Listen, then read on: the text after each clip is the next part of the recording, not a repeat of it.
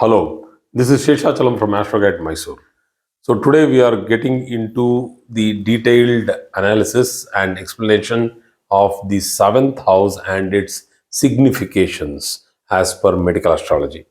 So as we had spoken in the sixth house that we had spoken about the kidneys.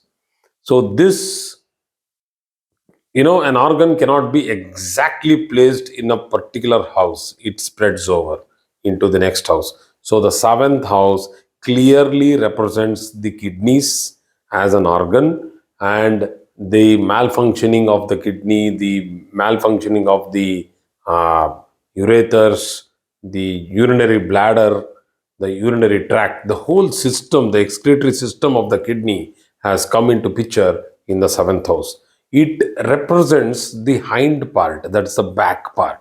So the same spread over from the sixth house to the seventh house is the L1, L2, L3, L4, and the L5. These bones, the lumbar bones, the last one, the sacral spine, and which is spread over into the seventh house from the sixth house, is also to be seen here. So when we are taking, please don't get stuck to that 1 degree mark, 2 degree mark. So it's spread over. It's like an analog. It's not exactly, you cannot cut and tell that, oh, the Saturn is at 29th degree, so it will not be affecting this particular place. So when it is at 29th degree, so Saturn will have its orb of influence on either side. So a 9 degrees of orb of influence on either side of Saturn. So let us say if it is 29 degrees plus 9, 38. So that means 8 degrees into the next Rashi and till 20 degrees. So 20 to 20 degrees of a particular Rashi to 8 degrees of another Rashi, Saturn has a wide orb of 18 degrees on either side. So it's a huge planet. So do not get stuck to the exact point where Saturn is and tell that, oh, it doesn't have any influence on this planet or that particular Rashi. It's in this nakshatra, it will not affect that nakshatra, nothing like that. You need to see the orb of influence. You need to see the aspects of Saturn, take the midpoints and again make orb of influence there. And also one more thing, people are getting stuck to only those special aspects. Like for example, when I spoke about Saturn, it is 3, 7, 10. Don't get stuck to these special aspects. These special aspects are exactly marking the 100% effect of aspectual strength of Saturn. I'm just giving you one example of Saturn. You can take example of all the planets. When you go into the Parashara system, you can see that all the 12 houses are actually aspected by any given planet. All the 12 houses.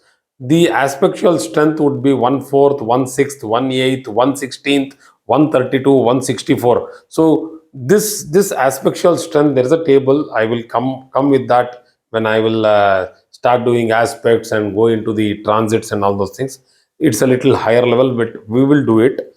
So coming to the seventh house, back into the seventh house, we should understand that the spread over of the sixth and the seventh has to be clearly studied. So generative organs such as the ovaries and the uterus in the females, the prostate and the testis in the male. Prostate does not come in a generative organ, but still it is an organ which has its own hormones which are useful for the male.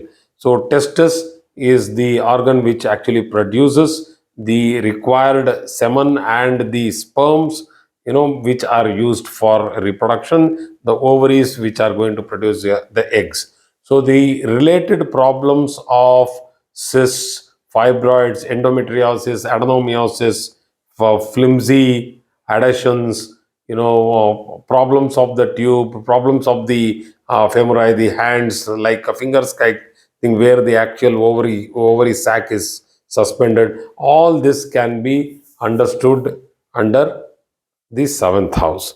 The same way, the testis, the problems of the testis, where you get the water accumulation in the testis, which actually is very painful in men. Usually, it is seen in men who have traveled to certain places where they can get infected, or they have got injuries in which it was pus accumulation or water accumulation happens, and the testes will start unnecessarily growing into abnormal size. So it is very painful and extremely bad for a man to carry that sort of a difficulty.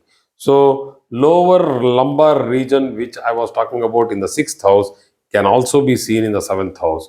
And particularly in this case, in the seventh house, this results in low back pain related, and additionally it is going to get into the problem of sciatica, which can also be seen going stretching down to the calf muscles of the leg. It even can go till the ankle. So the numbness of the leg because of nervous difficulty, it is a dysfunction, or we call it as a debility because of the spinal, the bones of the lumbar region. One of them has a prolapse. So in the Uttara Kalamrita, particularly, he speaks about fertility of the male. So the male fertility is very clearly to be seen from the seventh house, wherein see the demarcation in Uttara Kalamrita is that the male fertility here is seen from the seventh house, wherein the female fertility is seen in the fifth house. But in the Brihat Parashara Hora Shastra, it is taken in the fifth house totally. So there are some different kinds of conceptual, systems in both Uttara Kalamrita and Brihat Parashara. When we go across astrological systems, we can understand that both the fifth house and the seventh house are taken very important. They are both considered important to understand the fertility and the strength of the positive strength of the productive organs, that is the reproductive organs. So thank you very much for this class.